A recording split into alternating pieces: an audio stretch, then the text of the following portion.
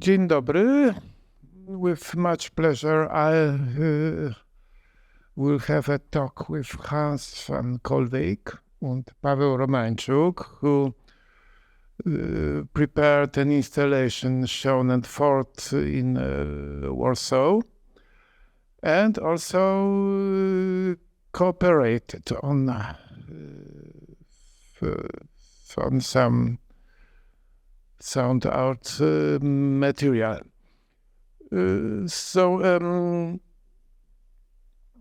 First, Hans van Koolwijk and Paweł Romańczuk are, I think, well known to the Warsaw Autumn public, or in Poland, because Hans visited Poland many times.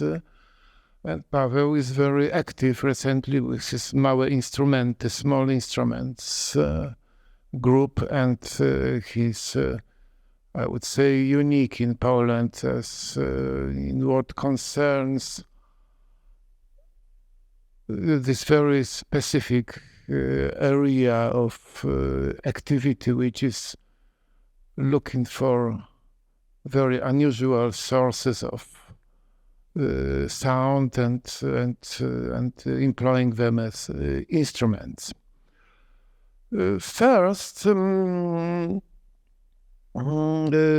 will present some of his work, and then we'll have a talk with both our guests. Okay, can you close the light? Yeah. So I started in '86 when I built my first flutes. I didn't want to play them, so I thought, find different ways of playing flutes, which was the start of my career, you could say. First, I had a total different career, not educated as a musician, but interested in sound in general. And soon afterwards, only 4 years, I made this instrument, which is now in a better form, to explore not only the, how do you call this, diminuendo or so, but also the crescendo.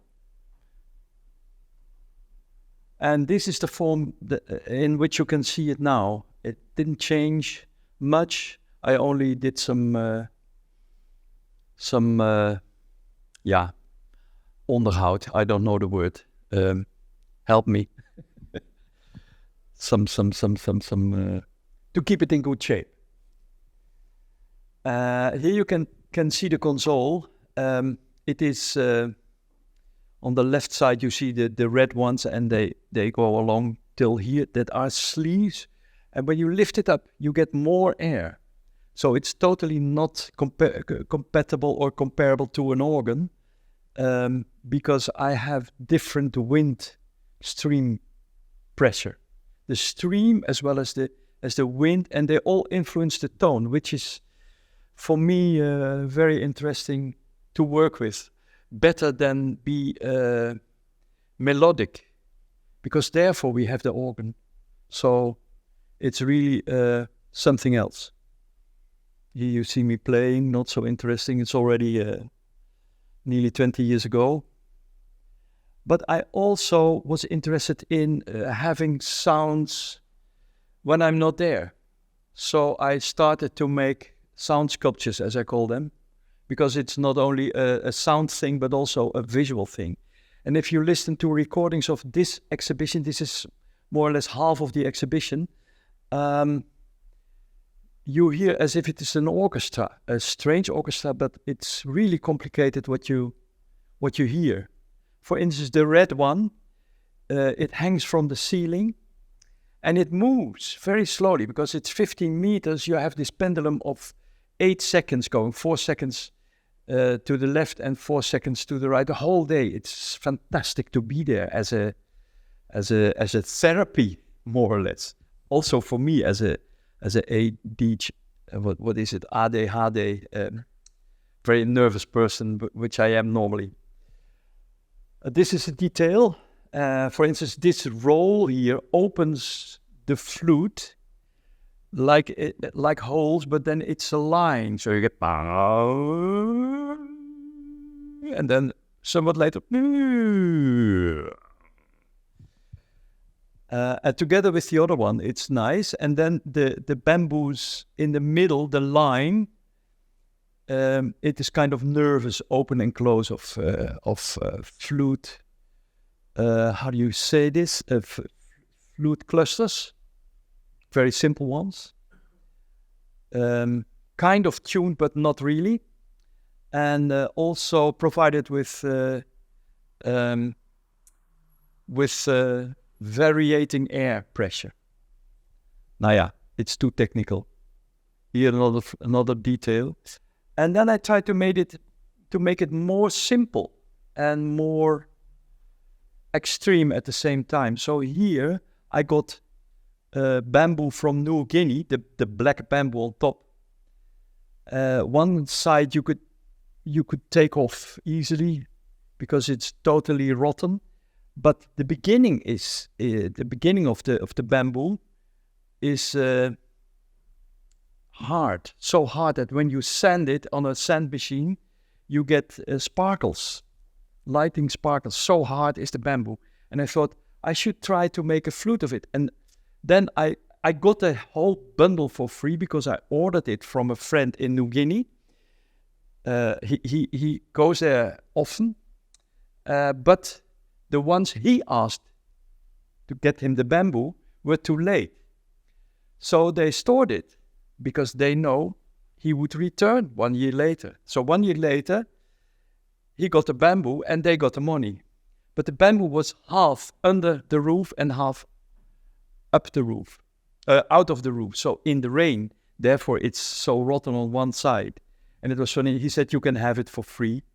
And I thought, okay, we'll see. And this is such a nice instrument because also here I use a blower and I use variable air pressure because of the balloon. You can press the balloon and then you get more sounds. But you are so close to the flutes as you never are. Even as a recorder player, you are further away from the place where the sound is made. And I like these simple and unknown possibilities. So this is just an impression. I got bigger and more fallistic, for instance, here. And also outside with parts of the poles are sounding. If it is hit like a vibraphone or so, like a metallophone. And it's a nice, how do you call this? A nice, maybe Zen-like experience when it's not so, when there's not so much wind as here. Then it's like bing, bing, bing, bing. And I tuned them in the overtones of a basic tone very deep. And it worked. You hear also the tone that's not there, but it exists, is there because there are different tones. I hope you understand about tones and different tones. And I made a big flute where you can walk in. What to say about it? Because I thought it would be nice to be in the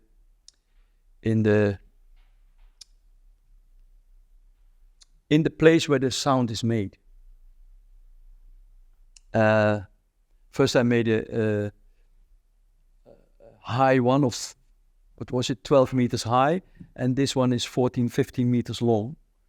And there are a few, here's the entrance, you can close the door, so you can play with the tone as well, because the lowest tone, which is in there, is 11 hertz, more or less, and you cannot hear it, you can feel it like, and if you say words, you hear yourself.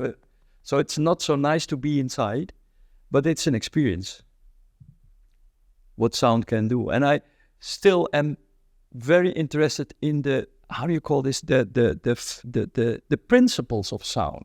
So the lowest tone was one, and this is reflection. And from this one, I thought this I should have in big.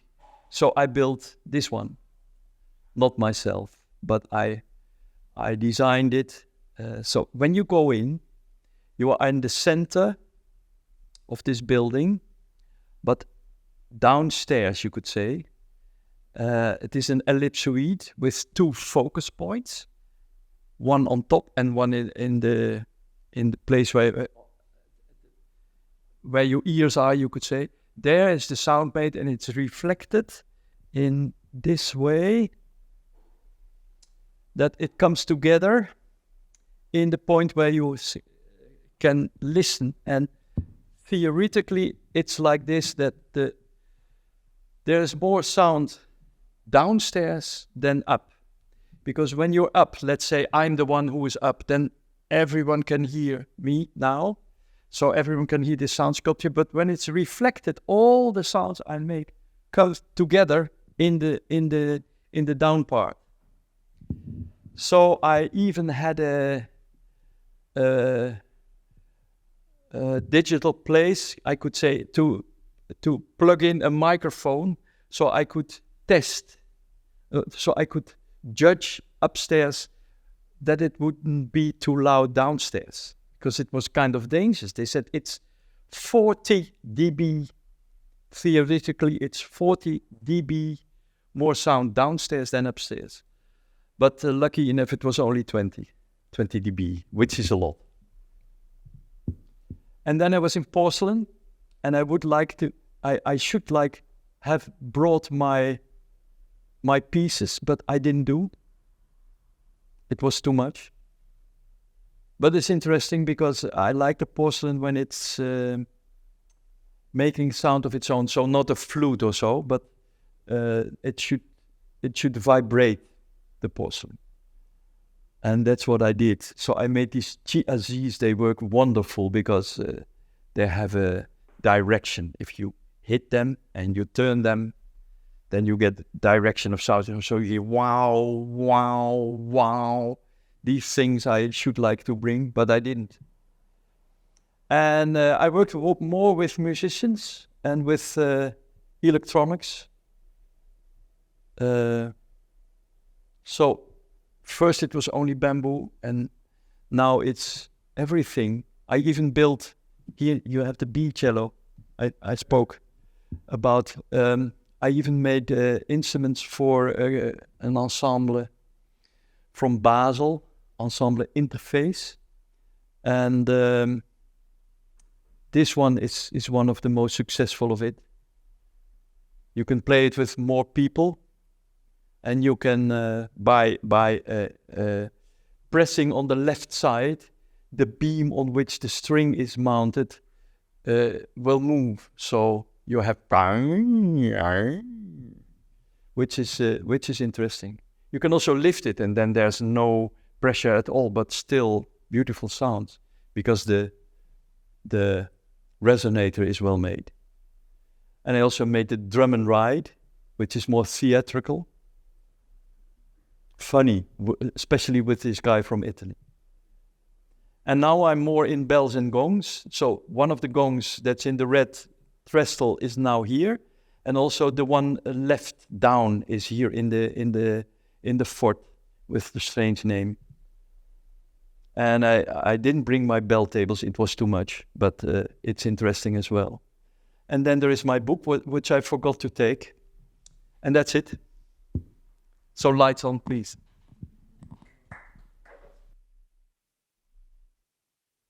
Paweł, I think your activities are very close in many respects. I mean, Hans and you. Would you like to tell us a few words about the project that you brought to Warsaw for Warsaw Autumn? Sure. Polish, English? English, please. Okay. There is a new, maybe not so new, but the ideas we start working on 2 or 3 years ago, and it's connected to invention of Ernst Chladni, the German scientist, acoustic, who lives between 18th and 19th century. And he create a new idea, new way to make a vibration using wet fingers to make a friction action on the glass rods. It was a little connected to the Benjamin Franklin invention we know as the name of glass harmonica, but it's really different. And in my opinion, it's really interesting because it's creating the new thinking about how the instruments can play. If you know the glass harmonica, you understand that inside of these instruments we have a glass series of glass bows, but they turning, and if we use wet fingers, we can make a friction, and then the glass balls are playing for us the sound as idiophonic instruments. But the idea of Ernst Chladni was use the part of glass rods just to get the vibration, but glass rods are not playing music at all, not sounds. So they need to be connected to other stuff which is sounding. So in my opinion, it was new idea because the source of sound is like the new invention and the new way of creating set of objects. I mean, the one is just kind of new vision of bow, like on device we bring the vibration to the string, and the metal parts to make a vibration itself and create the sound. So it was on the beginning between 18th and 19th century when he created an instrument, he called it euphon.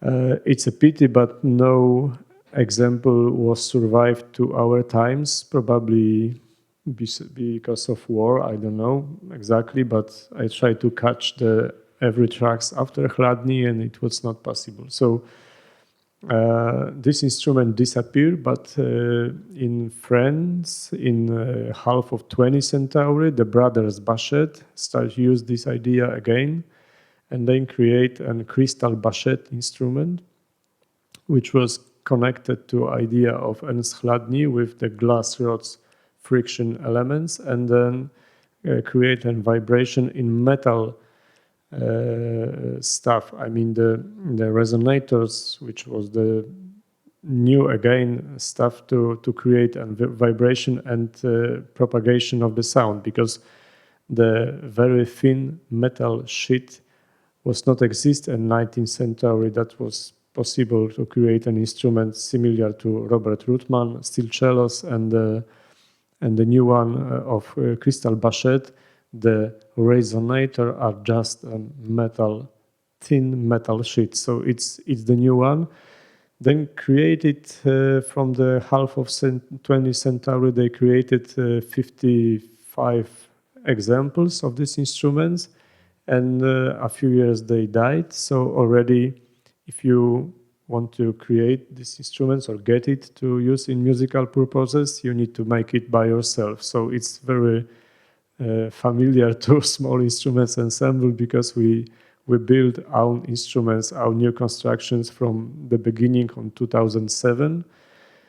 And yes, and we create a few new instruments based on the idea and the special opportunity to work with Hans. It was planned for 3 or 2 years ago, but because of pandemic, it was not happened. So we decided to do it in this year, and the two new Crystal Bachet instruments was created for the last weeks before, so it's a really fresh one. And if you could please join the last performance today on 5 p.m. on Fort Sokolnicki. So yes, it was the idea for this opportunity to create a kind of similar sound. I mean, Hans used the bamboo pipes, which is giving the long sustained sound, and the Crystal Bachet is instruments, maybe not the similar kind of sound, but the articulation could be very close to. I mean, we are ready to play the long sounds with long sustain without the hard attack on the on source of sound. So it's quite interesting to get it together. And of course, we have some more, maybe not so many, but a few more instruments we can think that they are close to the main idea of the festival. So sounding objects, if we can translate it like that. In my opinion, it's a good place where the ideas of small instruments can be presented, because we started 17 years ago to looking for unusual type of instruments, and we use a lot of sound objects, not just in case of sound installation on sound art objects, but even if we play the composition, if we play the music in manual way, there are always unusual type of instruments, including, I don't know, maybe, for example, toy pianos, which are small version of normal grand pianos, but in small versions they play in different ways. So this is the idea why we using the instruments like that in our music.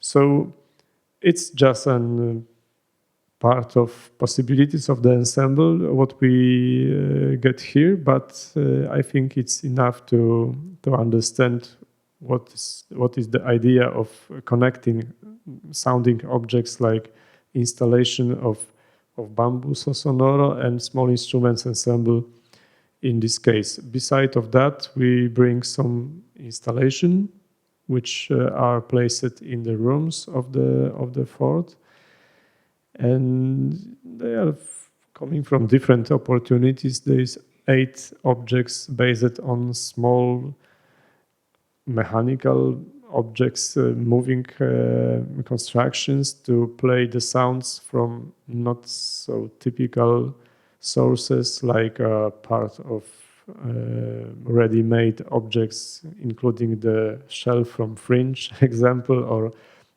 American toy yakiti yaki, I mean the plastic thieves, which are very famous in the United States from 50s previous century. So yeah, this is the idea where we want to present the sounding objects on the exhibition.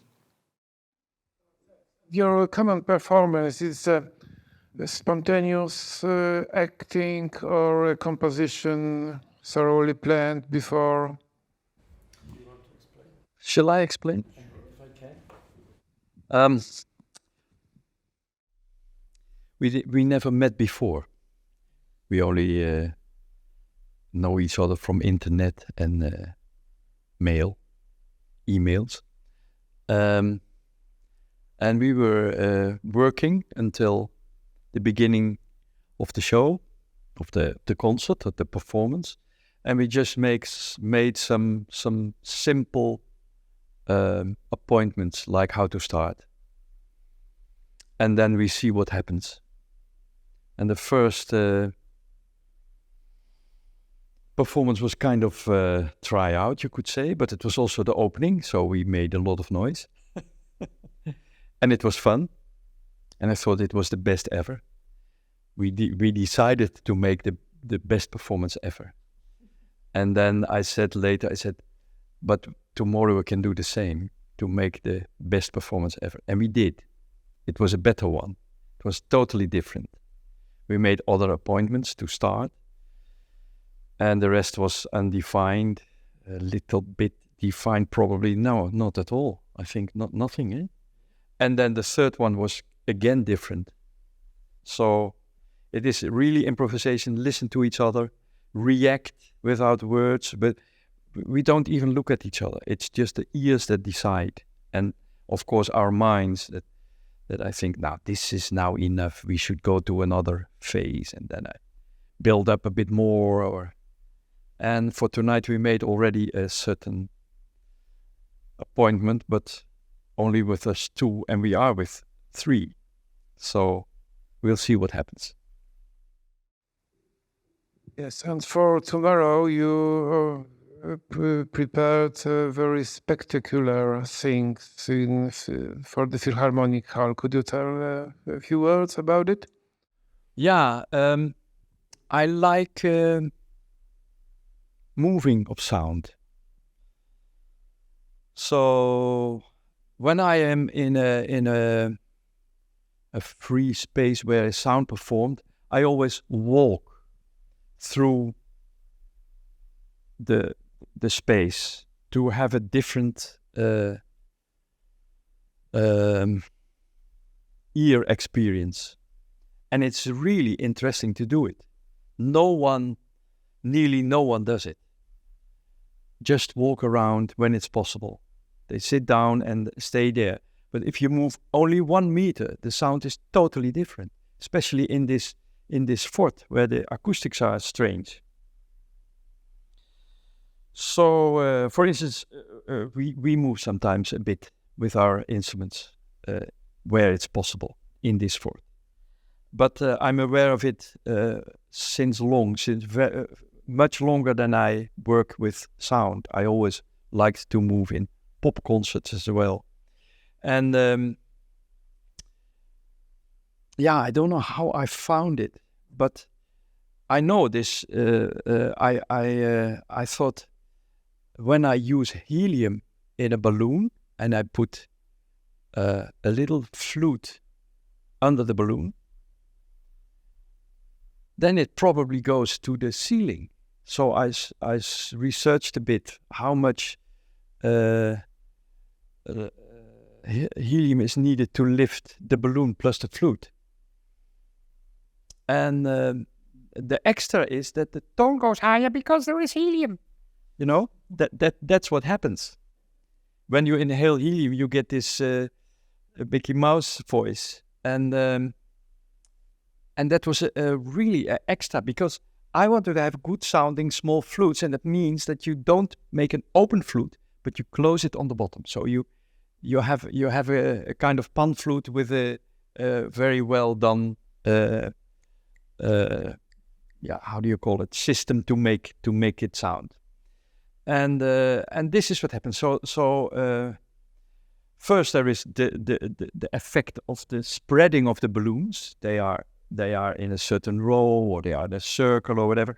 And the second thing is when you take it off and you let it sound, it goes like beep, but it travels in the air and gets all the acoustics from it will be the Philharmonic. I don't know how it will sound, but I think it's good acoustics there. Not too much, not too reasonable. Let's say reasonable. Yeah, for my purpose. Then I don't judge any. Yeah. And it goes to the ceiling, but some don't go there because they are already done. Because the opening is so wide, or there is not so much helium inside, or whatever. And then I'm the director of 5 people that stand on 5 bamboos with 14 flutes. So I have 14 times the chance to make a good performance. Which means that sometimes I think later, this was too long. But I liked it there, because the sound is so beautiful. So I don't know what happens. It's always very nerving to blow the balloons because the helium is so thin that it leaks through the balloon. So you have to do the small ones that are very thin. You have to do the latest and then go in as soon as possible. And there's always one hanging like this. And I take it, give it to me. And I take it and I say, because the helium is already done. But the others go. And that is so beautiful. It's loud and they scream to each other, so you get different tones in your ear. It sounds as if the balloons are very close, the flutes are very close to your ear, and that makes it kind of feast. And it's just 6 to 8 minutes, and that's it. So it's joyful. It's everything you like from life, you could say. And for me, it is also symbolic for life itself, like going up as a youngster, strong and fierce to the top, hanging near the ceiling for as long as possible, and then coming down. Some come down like. I hope the public will not be angry. They have to take care, and others go down like, and others go down like. There's always a last one, and we have to wait till the last one. The last sound is very thin, is stopped, and then wait a bit more to hear the silence, and then clap. So that's a challenge for tomorrow, to instruct my helpers to do it. Maybe it's enough. But I want to say, then you see on the floor, this is not possible now because there's no space enough to see it for the public. But then you see all dead flutes, balloons. It's like in Kerkhof, I don't know the word in English. It's like all dead persons there. It's very sad. But still, most people remember the joyful sound. Thanks. And perhaps you would like to ask some questions to Paweł and Hans.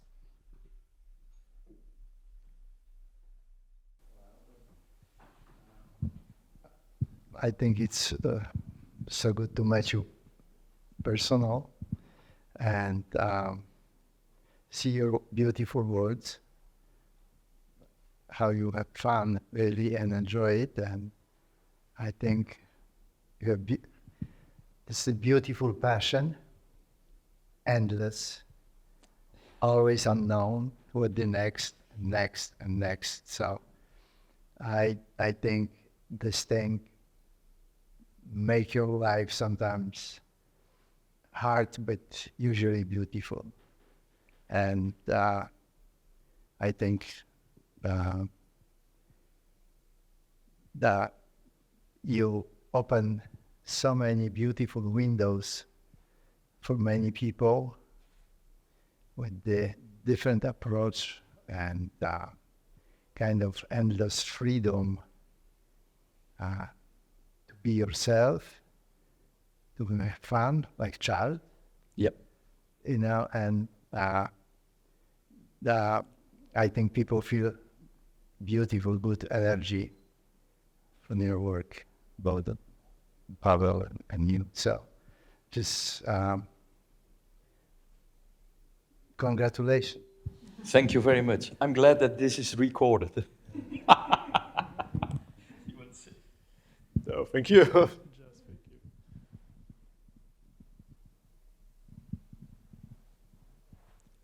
More? Please take your chance. Today performance 5 o'clock, yeah? 5 o'clock is the last one, which will be different from the other three.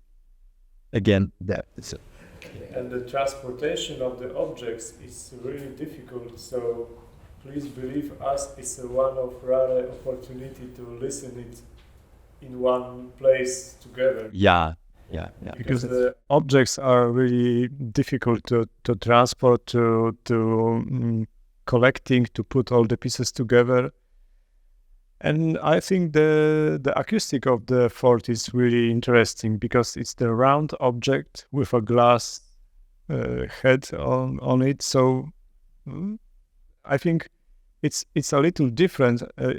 In my opinion, our instrument sounds a little different. I don't know what you can say about your bamboo installation, but I feel we got a special kind of sound in this space. So please welcome if you have not different stuff to do on the 5 p.m. Yeah, but this is the power of it, that you have different sound and you have different fun to perform than professional musicians, which is kind of serious. So, Yeah, but our work is serious as well, but in a different way. Know. It's not in the line of the with the composers plus the orchestra plus the well-trained musicians plus. It's something else, but still it sounds. Yes, but I was thinking about aspect of children. Yeah. This way. No? But children are serious as well. So it's playful and it's open, Right. but it's serious. Oh, I know. It's very serious, yeah. Yeah. It's probably more serious than other things, Yeah, sometimes I work with this ensemble from Interface in Basel, and one guy said to me, "Yeah, I can play Bach, I can play anything." This, and then I thought, is he interested enough to do my work, to work with me? I'm not sure. Wow. That's people. Yeah. No. That's, And musicians. Yeah. that's, Yeah. you create beautiful space, new space, and I love to fly, so I would fly that. Probably, this is kind of out of the ground. Fantastic. Thank you. Feeling it this way. Thank you much.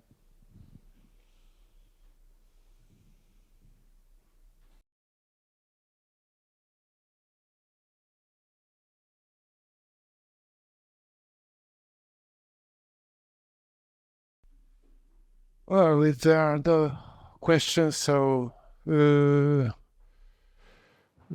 I would like to thank both Hans and Paweł and Excuse me, can I get one question more?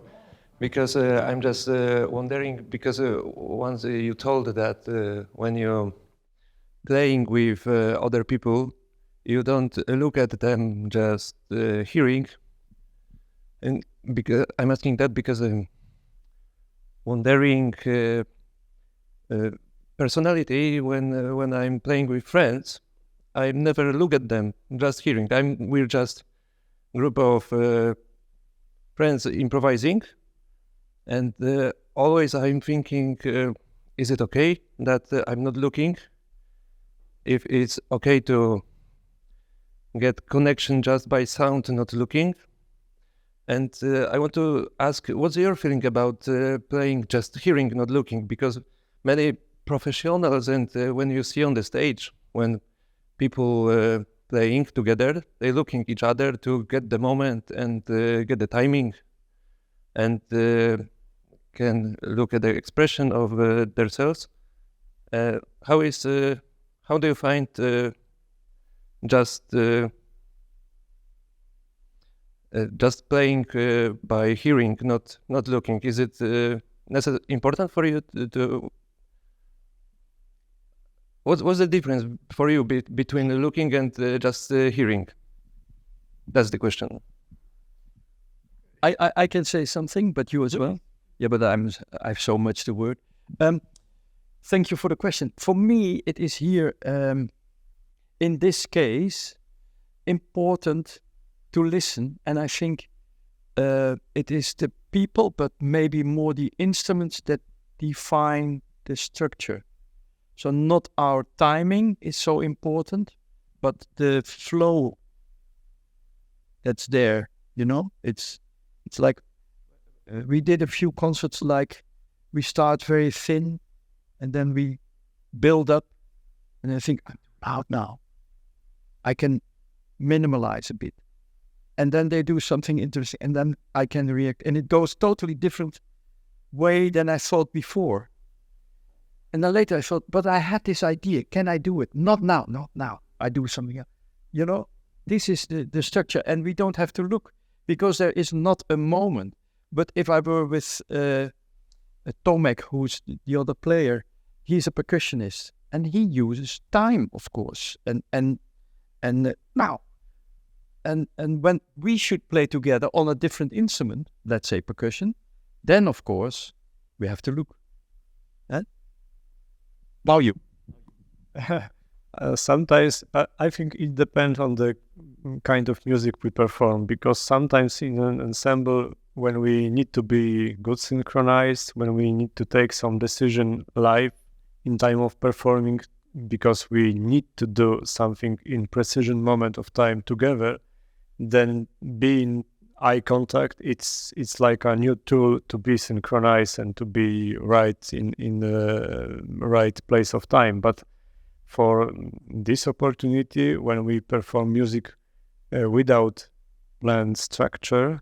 It's just progressing and growing up in time of the performing. So for me, the important signal from other guys, from Tomek and from Hans, is the listening, the sound. If I hear some kind of exact pitch of sound, I can adjust my harmony, or if I feel a kind of dynamic is changing, I'm going with. So I believe in this case, the hearing is more important than see each other.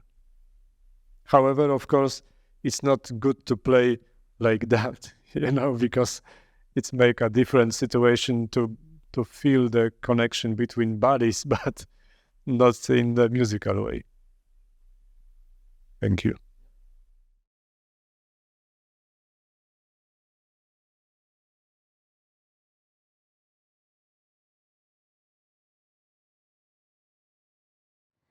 I have a question. Do you find sometimes yourself as a kind of slave or acoustic of the room, or it is like rather a possibility, or you sometimes get frustrated of the acoustic of the room for your instruments? That's a nice question. Thank you for the question again, because yes, you could say in my work with my instrument, which is the one that travels the most, I have many things, but this instrument, the bambuso, which is on stage now there, it travels the most, and I have always to adapt to the place, to the space where I will perform. So if it's the Philharmonia, it will be different than the fort where we are now. And sometimes it's a place like this, where the sound cannot vanish, and where sometimes the floor is covered with a thick woolen carpet. And then I learned, because my first concerts were in churches in Holland, empty churches, from the Protestants. White walls, chairs gone, people standing, and I in the middle in an echoing church, which is beautiful. You take one sleeve up and you have overtones and everything, and then you come in this room like this, plus the woolen carpet. But there it is possible to show the exact place of the flutes, and there you can play with interference, and there you can play with other things. So I learned how to make contact. How to use the space as well as a sound object. So first I was frustrated, and then not anymore. But when I was frustrated, I thought, I wish I had a space for my own, where I could do everything I want. Just an ideal space. And that idea lasted also when when I was not frustrated anymore in my head, and then I thought I should make such a space. I should try to make it. What should it be? And then I know now that I can play in every space. So there is no ideal space anymore. It should have something special. And then I made this green egg, because I thought this is something interests me. So the frustration where you're talking about gave me the possibility to think of a special, whatever you call it, cave or egg or whatever, where it's so special that you have a different experience. And you can experience this. It's now in Switzerland, this egg, in Museum Technorama in Winterthur, and there it's open for the public. And I'm so glad that it's there, because I couldn't afford to store it, and I couldn't afford to build it anymore, and I needed the money for new projects. So I sold it, and I was so happy. And there are now more than 300,000 people a year, which is fantastic for my work. So I'm glad. Thank you. The problem of acoustic space for small instruments, it's not so important because they are quiet. So for most of cases, we need to amplify them to listen.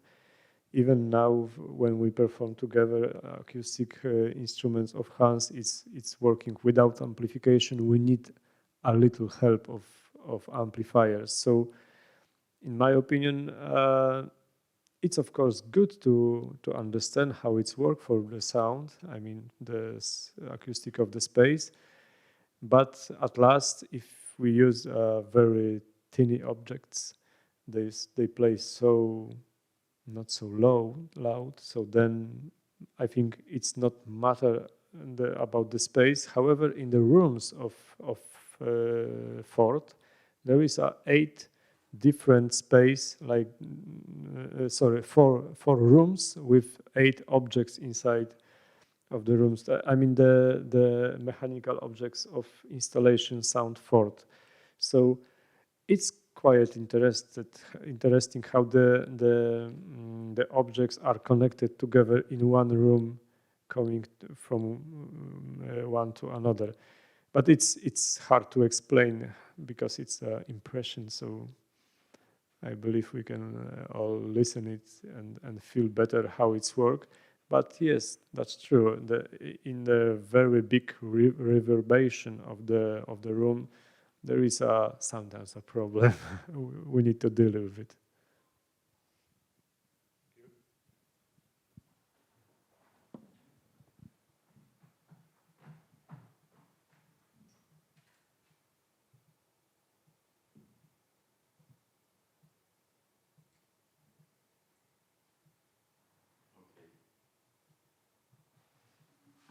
Well, many thanks to both of you, and looking forward to next project of yours. Thank you. Thank you for coming.